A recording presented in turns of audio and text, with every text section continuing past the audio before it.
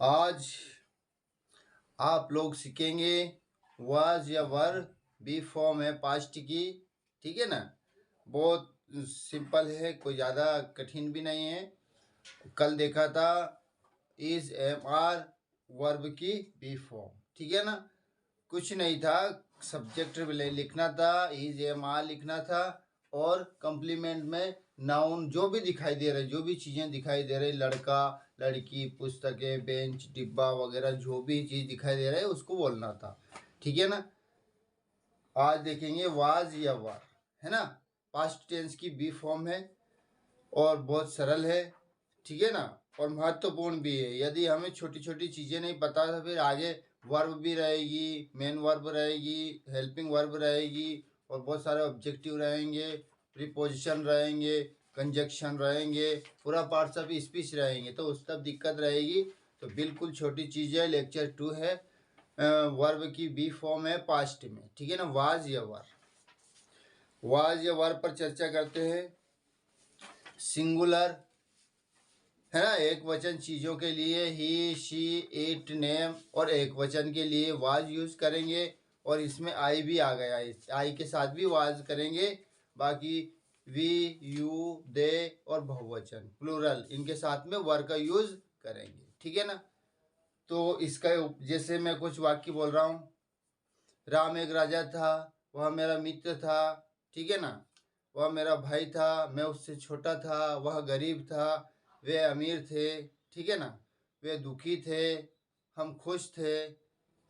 था, थे, थी। ठीक है ना। था, थे और थी लास्ट में आएगा। तो इसमें सहायक क्रिया का भी मेन रोल होता है। ये सहायक क्रिया एक्सिलरी वर्ब बोलते हैं। वाज या वर, इज, एम, आर, ये इन सभी को। ठीक है ना। वाक्य बहुत सिंपल है। जैसे देखिए आप, वह लड़का था, वह लड़की थी। ठीक है ना। वह ईमानदार लड़का था, वह बुद्धिमान लड़की थी। कुछ भी नहीं है, सब्जेक्ट लिखना है और कॉम्प्लीमेंट बोलना है। जो भी है वो नाउन है या प्रोनाउन है, एडजेक्टिव है, एडवर्ब है, जो भी है वट एवर। ठीक है ना। तो बहुत सिंपल स्ट्रक्चर है, देखिएगा आप। सबसे पहले हम क्या करेंगे, सब्जेक्ट लिखेंगे, फिर या तो वाज या वह लिखेंगे और कंप्लीमेंट। ठीक है ना। कोई ज़्यादा कठिन नहीं है। कंप्लीमेंट में नाउन प्रोनाउन एडजेक्टिव एडवर्ब कुछ भी हो सकता है। ठीक है ना। वह एक लड़का था। ठीक है ना। वह लड़का था, कोई कठिन नहीं है इसमें। वह, अब देखिए कैसे बनाते हैं। सब्जेक्ट ले लीजिएगा आप, ही, ऑक्सिलरी वर्ब वाज, तो ही शी इट के साथ में तो बोला भी हाल वाज बोलना है। ये वाज लड़का, मतलब एक लड़का, ये वाज अ बॉय, वह एक लड़का था। ठीक है ना। वह एक लड़की थी, शी वाज अ गर्ल। वह सुंदर लड़की थी, तो शी वाज अ ब्यूटीफुल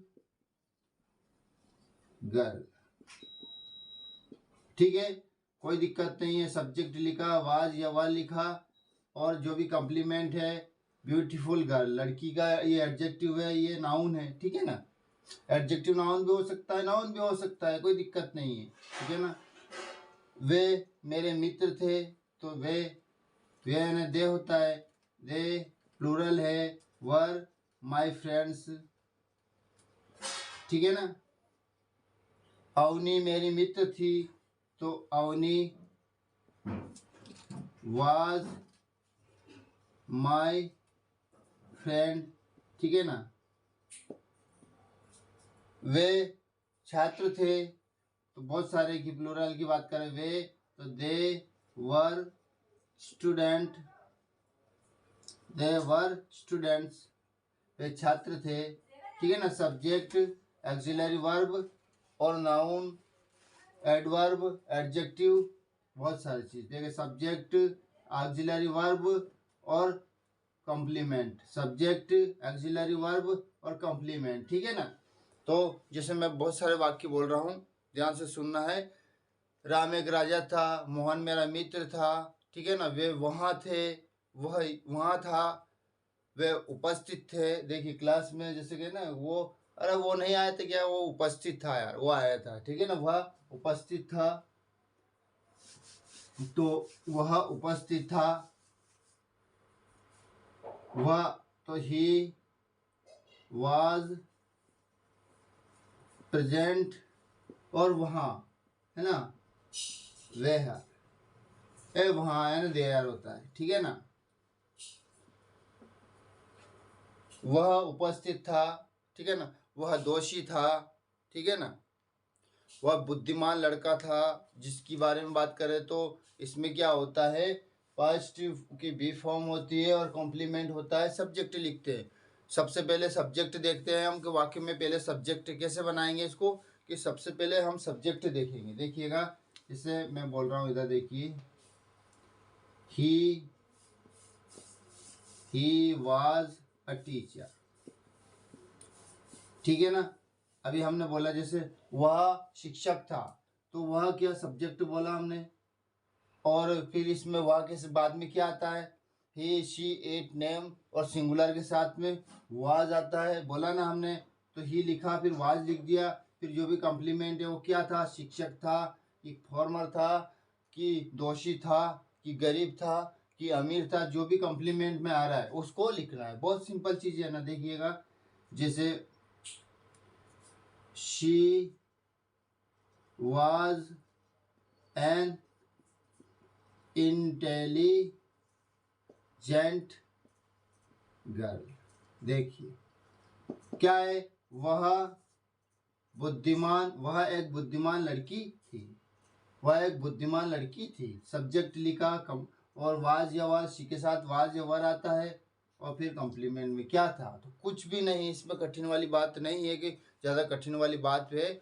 जो भी चीज़ दिखाई दे रही है हमारे आंखों के सामने, जो भी चीज़ दिखाई दे रही है, और जैसे बोलना है तो सब्जेक्ट बोला, उसके बाद जो चीज़ देखा हमने, जो देखा था, जो मतलब पहले देखा था अब नहीं देखा, तो वो तो बी फॉर्म पास्ट की हुई, और जो देख रहे हैं, तो कुछ भी नहीं लिखना है, सब्जेक्ट लगा लिखना है, और उसके अनुरूप सहायक क्रिया जो ऑक्सिलरी वर्ब होती है वो लगाना है, और कॉम्प्लीमेंट में लिखना है क्या चीज़ देखी, क्या देख रहे देखे थे हमने, क्या करा था हमने, क्या था वो, है ना, तो वो बोलना है, कोई भी दिक्कत नहीं है।